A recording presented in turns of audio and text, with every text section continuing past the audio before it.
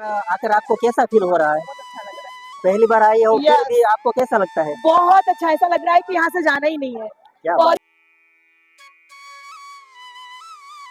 તો દોસ્તો આ છે રમણ રેતીનો મુખ્ય ગેટ, પરંતુ અત્યારે 3:30 વાગ્યા છે. 4 વાગ્યા મુખ્ય ગેટ ખુલશે એટલે હું તમને અંદર રમણ રેતીના દર્શન કરાવીશ. અત્યારે આ જે અભયારણ્ય છે એના આપણે દર્શન કરીએ. અભયારણ્ય એટલે કે હરણનું પાર્ક છે અહીંયા આવેલું. હું તમને જોવા લઈ જાઉં છું અત્યારે, બરાબર?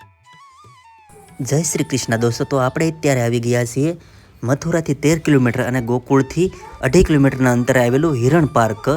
અહીંયા તમને અવનવા હરણ જોવા મળશે, છાબર જોવા મળશે અને ઘણા પશુ પક્ષીઓ પણ છે એ પણ તમને જોવા મળશે.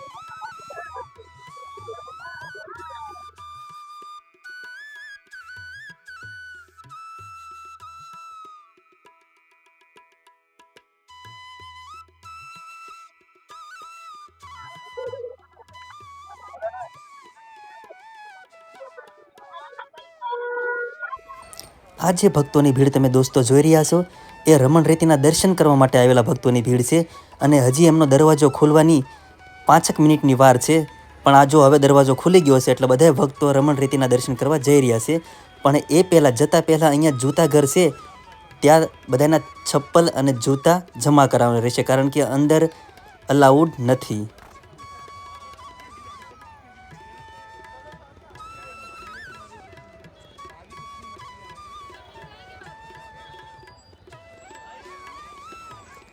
તો હવે દોસ્તો આપણે આવી ગયા છીએ રમણ રેતી આશ્રમની અંદર અને હવે પહેલાં તમને દર્શન કરવા લઈ જાઉં છું રમણ સરોવર, કે જ્યાં ભગવાન છે એ સ્નાન કરતા નિત્ય ગાયો સરાવી અને જ્યારે પણ સ્નાન કરવાનું થાય ત્યારે એ સરોવરમાં સ્નાન કરતા એ સરોવરના તમને દર્શન કરવા લઈ જાઉં છું. તો દોસ્તો આપણે અહીંયા રમણ રેતી આશ્રમમાં આવી ગયા છીએ અને અહીંયા રમણ રેતી એટલે કે ભગવાન શ્રી કૃષ્ણ જ્યાં રમ્યા હતા, રમીને મોટા થયા એ જગ્યા છે. અને આપણે અત્યારે જઈએ છીએ રમણ સરોવર પાસે અને એ તમને દર્શન કરાવું રમણ સરોવરના. અત્યારે આપણે એ સાઈડ જઈએ છીએ, બરાબર? અને આશ્રમ ખૂબ જ સરસ છે. તમે ક્યારેક આવો તો અહીંયા આવવાનું ભૂલાય નહીં, ગોકુળમાં આવો તો.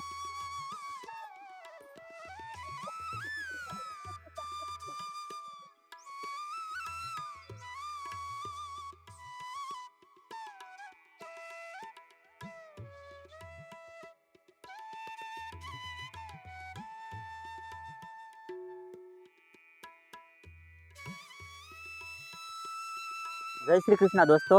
તો અત્યારે આપણે આવી ગયા છે અહીંયા રમણ સરોવરમાં. રમણ રેતી જે આશ્રમ છે એની નજીક જ એ આશ્રમમાં રમણ સરોવર પણ આવેલું છે, એટલે જ્યાં નાહવાનો ખૂબ જ મહિમા છે.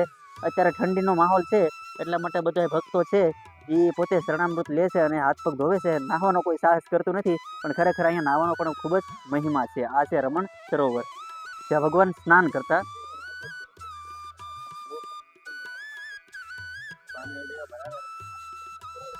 જો કે દોસ્તો રમણ સરોવરમાં સ્નાનનો ખૂબ જ મહિમા છે, પણ અત્યારે ઠંડી એટલી અહીંયા પડે છે એના કારણે ઠંડા પાણીમાં કોઈ સ્નાન કરવાનું સાહસ કરતું નથી. પણ અહીંયા આપણે હાથ પગ ધોઈ અને આચમન કરી અને એનો આચમન કરવાનો પણ એટલો જ મહિમા છે, એટલે આપણે આચમન કરી લઈએ.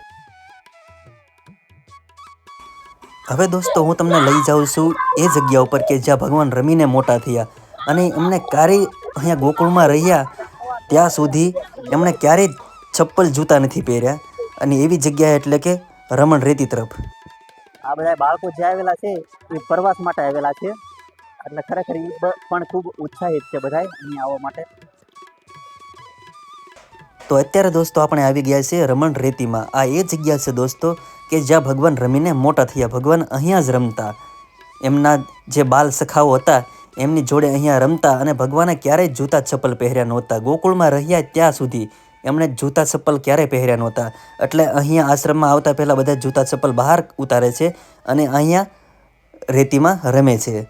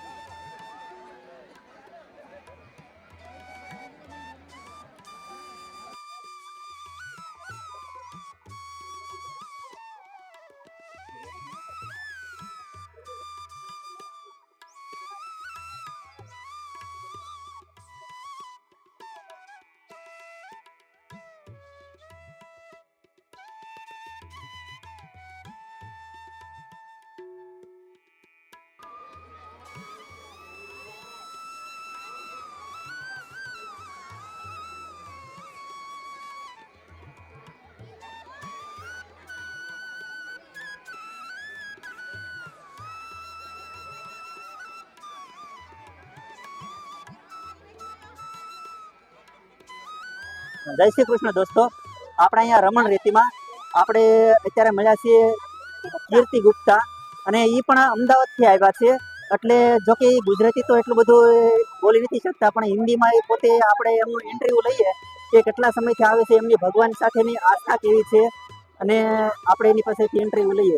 मैं यहाँ पे सेकंड टाइम आई हूँ और हम लोग शुरू से ही ठाकुर जी की पूजा वूजा करते हैं. घर पे भी हमारे लड्डू गोपाल जी वगैरह रहते हैं और हम उनकी पूजा पाठ वगैरह सब कुछ करते हैं. बराबर है. यहाँ पर आप दूसरी बार आए हो? हाँ. बराबर. आप अहमदाबाद से हो? हाँ. यहाँ पर आकर आपको कैसा फील हो रहा है? बहुत अच्छा लग रहा है. बहुत अच्छा हो रहा है. Thank you. મેડમનો ખૂબ ખૂબ આભાર. હવે દોસ્તો આપણે બીજા ભક્તોને મળીએ અને એમને પણ પૂછીએ.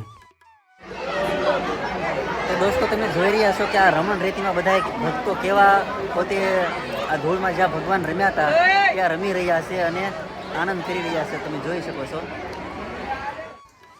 હવે દોસ્તો હું અહીંયા કોઈ બીજા વ્યક્તિને ગોતી રહ્યો છું જે આપણને રમણ રેતીમાં આવવાનો ભાવ પ્રકટ કરી શકે અને આપણને ઇન્ટરવ્યૂ આપી શકે. પણ બધાએ રમવામાં અહીંયા એવા બધાય મશગુલ છે, આમાં કોને પૂછવું?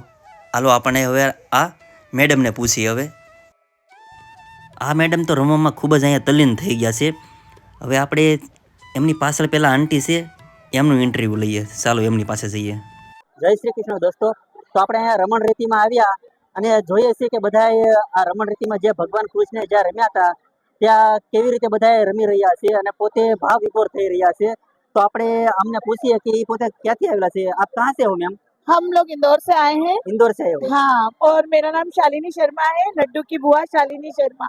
और हम लोग यहाँ रमण रेती में बहुत आनंद आ रहा है, बहुत अच्छा लग रहा है. ऐसा लग रहा है बिल्कुल चारों तरफ कृष्ण राधा का प्रेम ही प्रेम है. बहुत अच्छा लग रहा है. बराबर.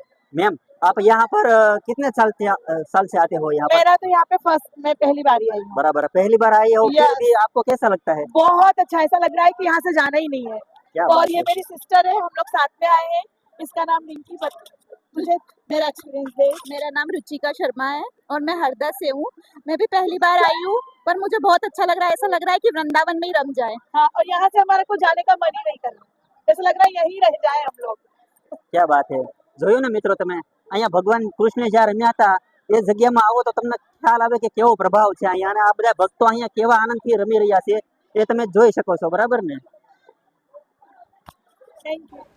ખૂબ ખૂબ તમારો આભાર શર્માજી. હવે આપ મિત્રો આપણે આગળ જઈએ.